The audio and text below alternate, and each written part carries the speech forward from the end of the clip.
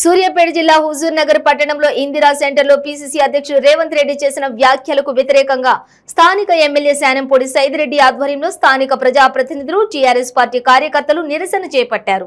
ఈ సందర్భంగా ఎమ్మెల్యే మాట్లాడుతూ పీసీసీ అధ్యక్షుడు రేవంత్ రెడ్డి అమెరికాలో రైతులకు 24 గంటలు ఉచిత విద్యుత్ అవసరం లేదని చెప్పడం, 3 గంటలు కరెంట్ ఇస్తే సరిపోతుంది అనడం దుర్మార్గమని అన్నారు। కాంగ్రెస్ పార్టీ వాళ్ళు ఒక్కొక్కరు ఒక్కొక్క మాటలు మాట్లాడతారన్నారు। ఉత్తమ్ కుమార్ రెడ్డి, కోమటిరెడ్డి వెంకటరెడ్డి, భట్టి విక్రమార్క, సీతక్క మాట్లాడే మాటలకు పొంతన లేకుండా ఉంటాయన్నారు।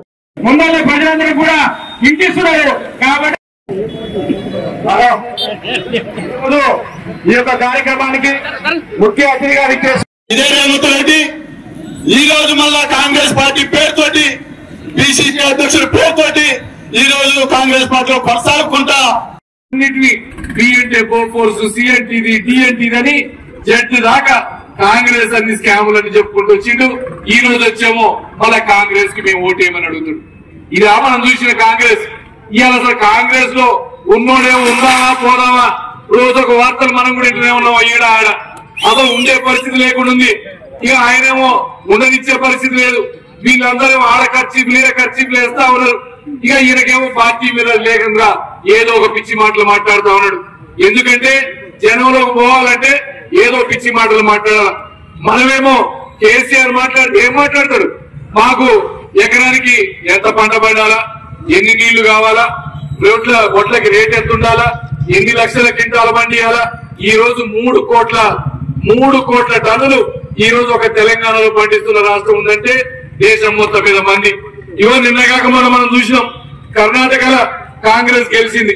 గెలిచినాక ఆయన చెప్పిండారు ఏమని, ఉచితంగా బస్సులు ఇస్తాం, కరెంటు ఛార్జీలు తగ్గిస్తాం, ఇక మొత్తం రకరకాలు చెప్పిండ్రు। ఇవాళ నెల రోజులు కాలే, ఒక్కసారి కర్ణాటకలో కనుక్కోండి, అన్ని రకాల ట్యాక్సులు పెంచిండ్రు, కరెంటు ఛార్జీలు పెంచిండ్రు। ఇక బస్సులు అయితే ఫ్రీకి ఇస్తామని బస్సుల్ని రద్దు చేసే పరిస్థితికి వచ్చిర్రాడు।